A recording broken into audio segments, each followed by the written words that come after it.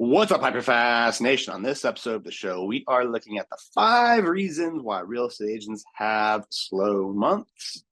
Stand by for the next episode of the HyperFast Show.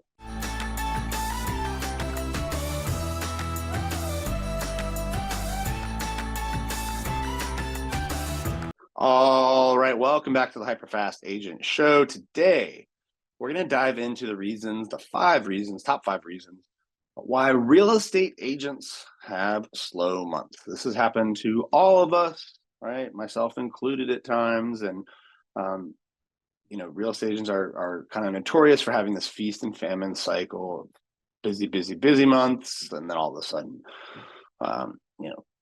slow months and very little closings. And it can be nerve wracking. You're not going to potentially, you may not be able to completely even it out. But I think if you avoid these 5 things we're talking about today, you can create a floor, right? A minimum kind of standard that you'll hit. So, just so take what we're saying with a grain of salt. Like, you're still going to potentially have months where you just have a ton of closings and really, but the goal of this, right, is if you can implement what I'm going to talk about today, that you will avoid having those like 0 deal months. Right. All right. So number one mistake to avoid is inconsistent lead generation. Right. I think this is probably, these aren't ranked in order, but this is probably the biggest reason why real estate have slow months is they have inconsistent lead generation, right? They get 2 or 3 or 4 serious buyers or sellers they're working with. They focus all their attention on that, and they forget to do their daily prospecting. They forget to do their daily follow-up, right? So you need to time block lead generation. And part of that lead generation, by the way, needs to be proactive prospecting. In other words, you're not just doing some posts on social media, sending some emails out, paying for some online leads and hoping that the right stuff happens, right? Part of that daily prospecting, that daily lead generation needs to be proactive prospecting. We're actually having conversations with people, decision-making adults that can buy and sell homes. All right. Number 2. All right, second reason I think why real estate agents will have huge cycles and slow months is failing to follow up with leads, right? Lead follow-up. I always say you need to follow up.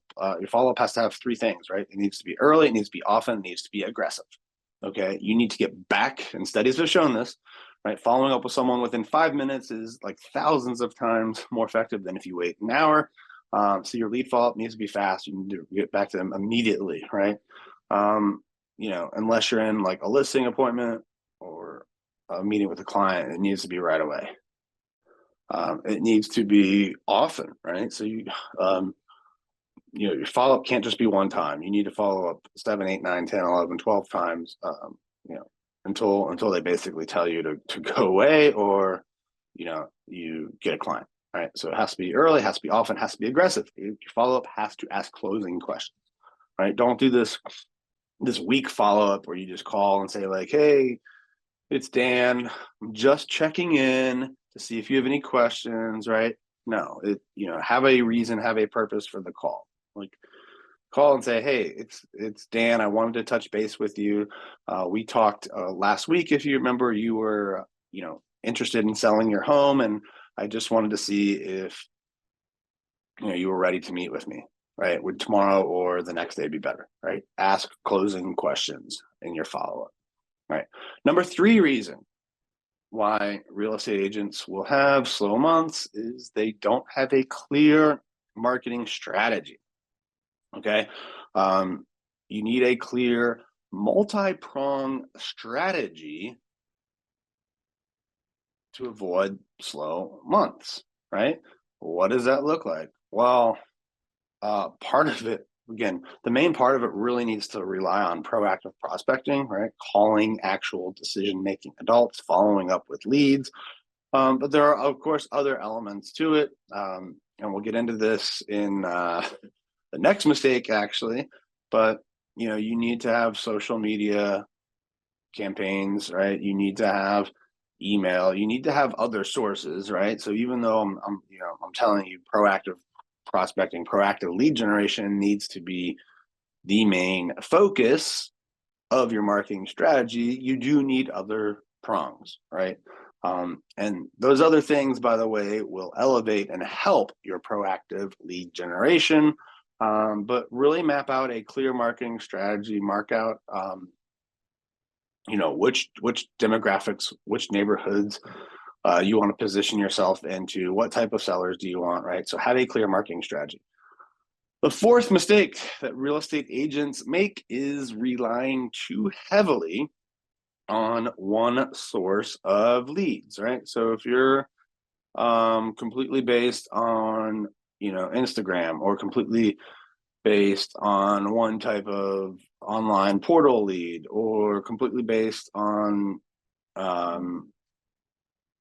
one type of prospecting lead, and things change, right? Like social media algorithms change all the time. Online portals change their pricing all the time. You can have, if you're great at FISBOs, but all of a sudden there's not many more FISBOs in your market, well, it would have been good if you had also worked expireds, right? So you need to have a multi-pronged strategy. You need to have more than just one source of leads.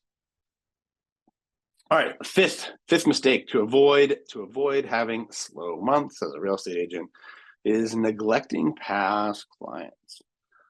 Right, I've met tons of agents who are great at closing online leads, new leads, which is hard for that's the hard part for most people. When they close them, they do a great job. They have a client who loves them, and they do a bad job of staying in touch, right? And there's a lot of different, whether it's Millionaire Real Estate Agent book or the E-Myth for real estate agents, a lot of different sources out there that claim you can close as many as 20% of your past clients every year, yet a lot of people aren't focused on it. So what does that mean numbers wise? Well, they're basing this off of, people move on average every 5 years, so that's 20%, right? So, when you look at that plus referrals, right? Plus referrals you can get from this group, you can be closing a minimum of 20% of your past client database, or really just database in general. All right. Yeah. So they are saying you can close a minimum of 20% of your database, right? Well, so if you have 5 years in the business, 20 clients a year, you're at 100 past clients, just from that alone, right? Not including other parts of your database, right? There's 20 deals in there. So hopefully that makes sense, right? But a lot of people neglect them, and it doesn't take much effort, right? And if you haven't been, staying in touch with your clients, there's like an easy 4 or 5 step process to get back in touch with them. It's pretty simple, right? It's sending them a letter, then sending them an email, then following up with an individual call, and then after the call, you do a handwritten note, right? So it's a 4-step process. You could easily get through like 10 of those a day, so you could get back in touch with a database of hundreds in under a month.